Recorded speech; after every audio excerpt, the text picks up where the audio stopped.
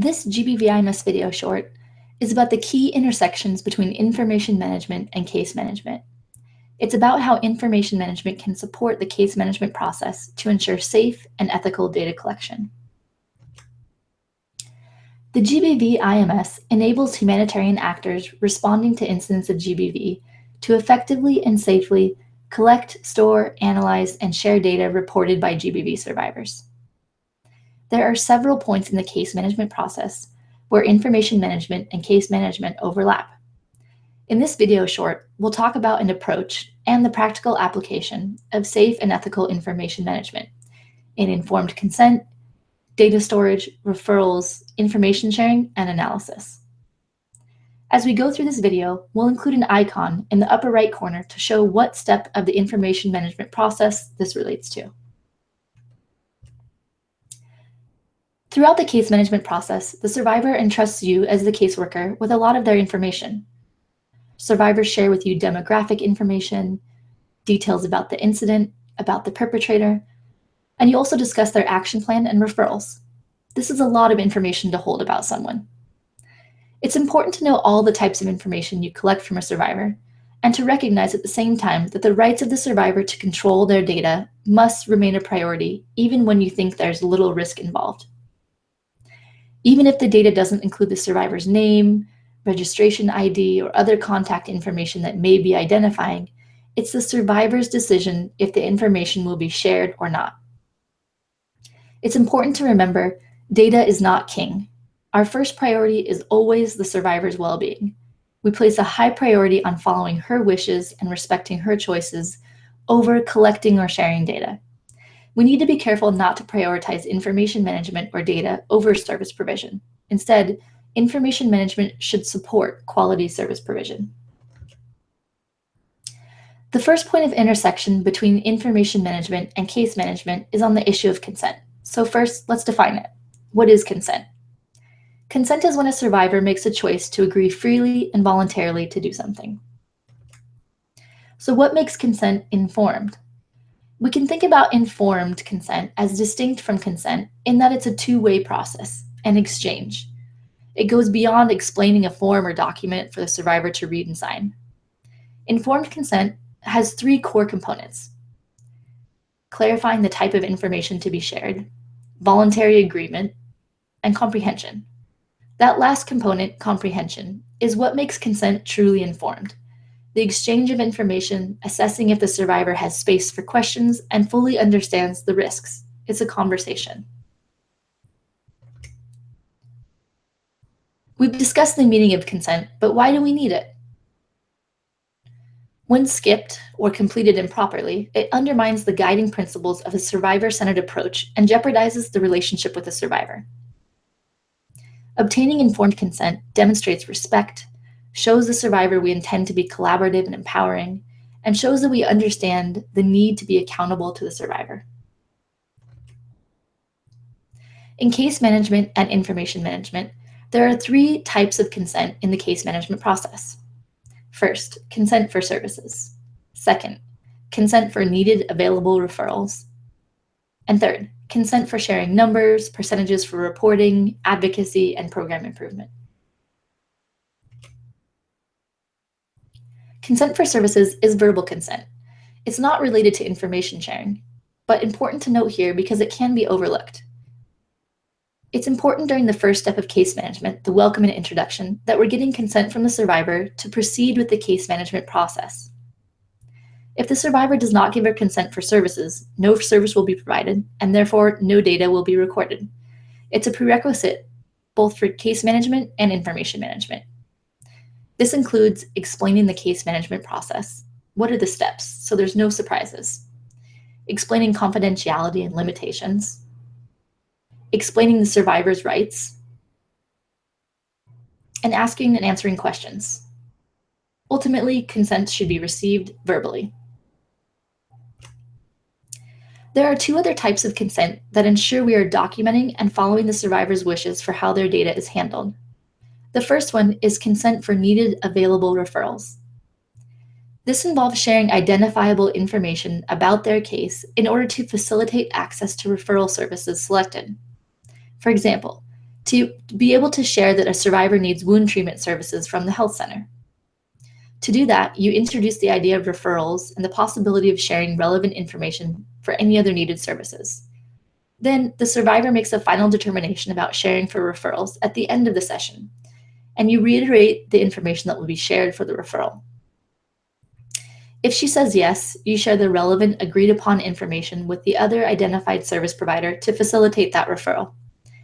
If she says no, you don't share the information with other providers, but you can still provide her information of other providers if she wishes to seek them out on her own. The second one is consent for sharing numbers or percentages for reporting, advocacy, and program improvement. This should be discussed at the end of your session. This includes sharing non-identifiable information for the purpose of aggregating data or statistics to be used in reports. For example, to be able to count the incidents like the number of rapes reported last month, or to include in it a calculation X percentage of incidents assisted last month were children. If she says yes, you mark yes in the database for consent for information sharing, and her aggregate information will be shared for coordination, program improvement, resource mobilization, etc. If she says no, you mark no in the database for consent for information sharing, and her data will be automatically excluded from interagency aggregate reporting. Both of these consent types are collected on the consent form, which documents the wishes of the survivor. Data storage is the second practical area of overlap between information management and case management. Records management is an essential function in social work to provide better care to survivors and to meet ethical requirements. It provides a foundation for practitioners to design and deliver quality and responsive programming. Documentation facilitates professional collaboration and coordination of services. This should be a high priority when setting up services or when trying to meet the principles of quality GBV data management. Appropriate data storage is key to ongoing case management. If files are lost or not transferred properly, then the information is lost and means the survivor has to repeat her story. Similarly, your office needs to have a plan in place for how to handle files in an emergency, should they be transferred or destroyed. Most importantly, if your data storage practices do not meet standards, then you are violating survivor confidentiality, a core principle of our work. In our day-to-day work, if we're following principles of informed consent and need to know information sharing, but leaving case files on top of desks for anyone to peruse, we are violating the right to confidentiality. This visual represents an ideal process of data storage. First, the survivor meets with the social worker. Then the social worker completes the assessment form while meeting with the survivor or after the survivor leaves. After the survivor leaves, the social worker completes the data collection form and enters it into the information management system. If the survivor returns for another visit, the social worker conducts follow-up support. The social worker revises the action plan as needed and enters it into the system after the survivor leaves. Ultimately, proper documentation can better support quality case management, allowing us to be more effective in working with survivors by following their wishes. The intake form contains information about the incident, the survivor, and the perpetrator, and should be stored in a locked filing cabinet with limited access only to authorized staff. The consent forms only contain identifying information about the survivor without any further details on the incident, and these should be stored separately from the intake forms because they have identifying information. Keeping these two items separate helps us protect survivor confidentiality. Once data is collected and stored, the next step is sharing. This is our next area of practical application.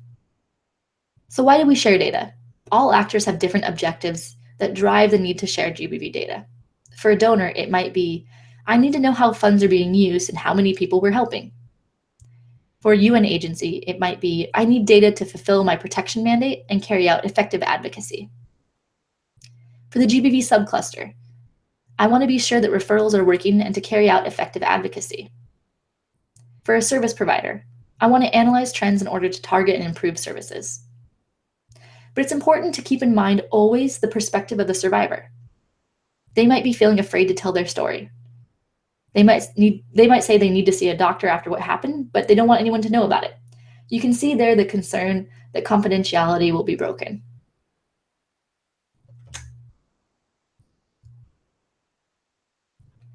There are many challenges to information sharing that are important to be aware of.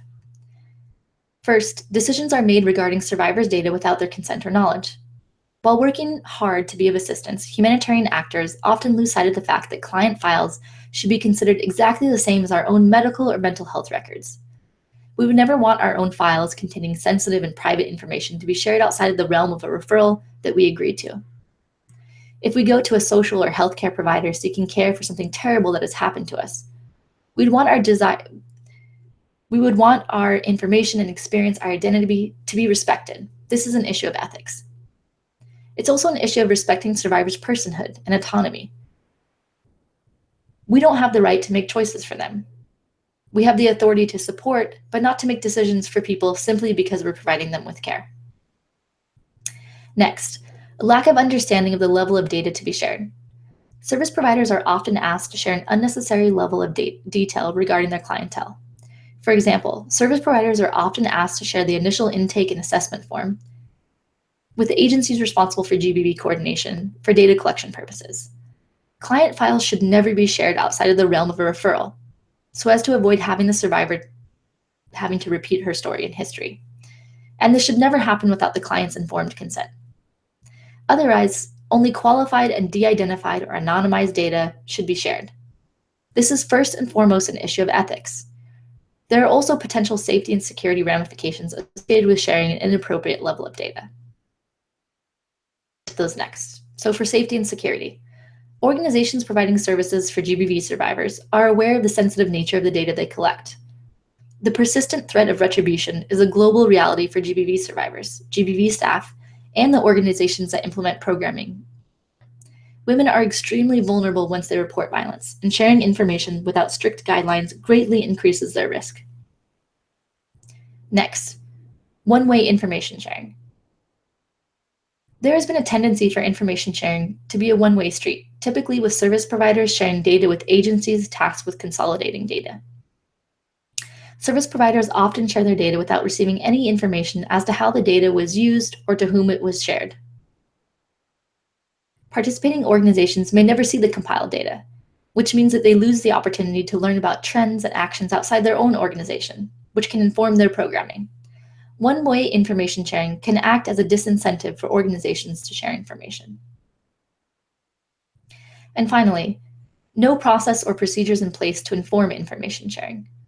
Organizations collecting data often fail to decide what data is actually needed at what level, for what purposes, and how it will be used before they start sharing it.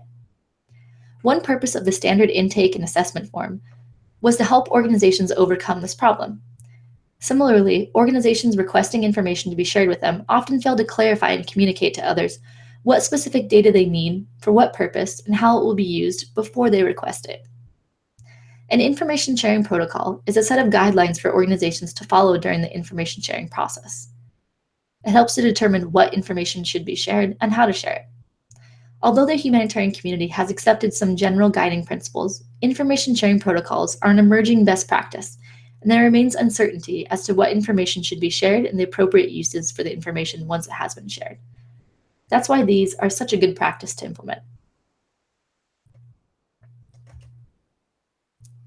GBV data is sensitive, and there are challenges with sharing information, but there are advantages as well.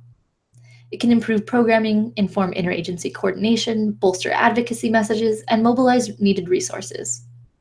However, there's often a lack of consensus between agencies about what information should be shared, with which actors, and under what circumstances.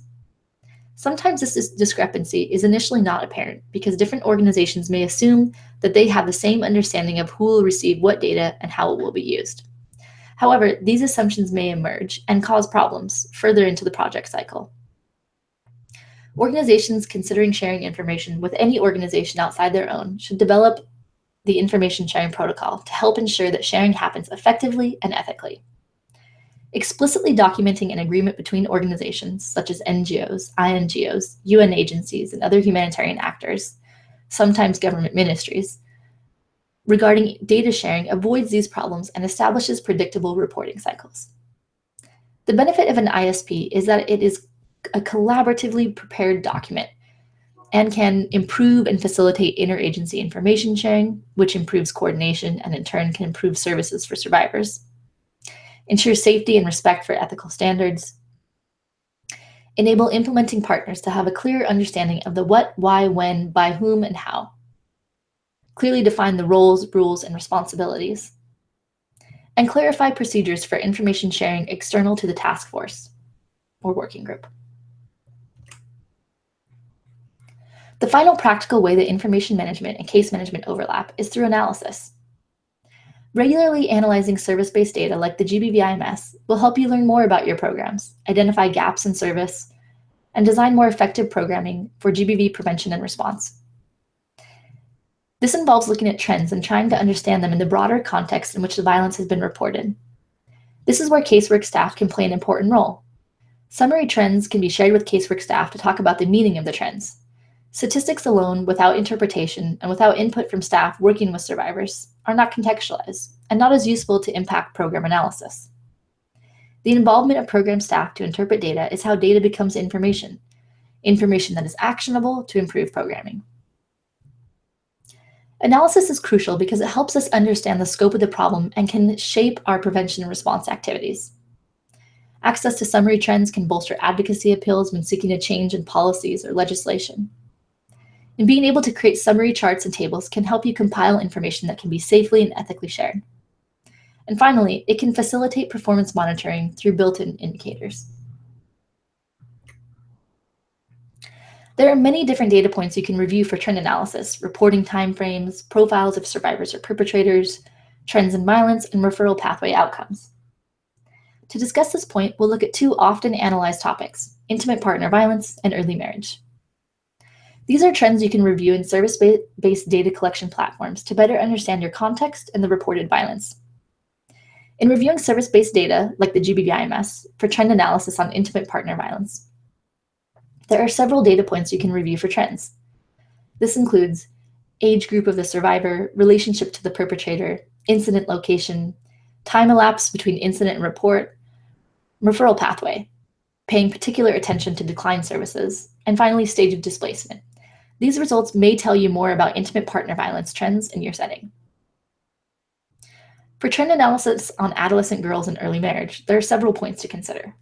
First, it may be helpful to look at data points on age at the time of incident. If the survivor was aged 10 to 18 or 10 to 24, depending on the context, married, what type of violence occurred, their relationship to the perpetrator, referral pathways, and stage of displacement may be useful to look at. It may also be crucial to look at time elapsed between the incident and report. This can give you clues about movement restrictions or knowledge or willingness to seek services. Reviewing these trends may provide clues about the context of violence for early marriage.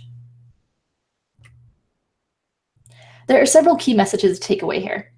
First, the rights of the survivor to control their incident data must remain a priority, even when it seems there is little risk involved. Even if the data doesn't include the survivor's name, it's the survivor's decision if their information will be shared or not. Second, when the informed consent process is skipped or completed improperly, it undermines the guiding principles of a survivor-centered approach and jeopardizes our relationship with the survivor. Third, if we are following principles of informed consent and need to know information sharing, but not protecting client information from unauthorized access, we are violating their right to confidentiality and threatening the case management process. Fourth, GBV data is sensitive and there are challenges with information sharing, but there are advantages as well. It can improve programming, coordination, and advocacy. It's best to regulate information sharing through the development of an information sharing protocol. Ultimately, it can help to improve access and availability of case management services. Finally, reliable data about GBV plays a key role in creating and shaping our humanitarian response. Analysis is crucial because it helps us understand the scope of the problem, can shape the prevention and response activities, and access to summary trends can bolster our advocacy appeals. That's it for today. Thank you for joining us for this GBV IMS video short. As always, be responsible with your data and learn more at gbvims.com.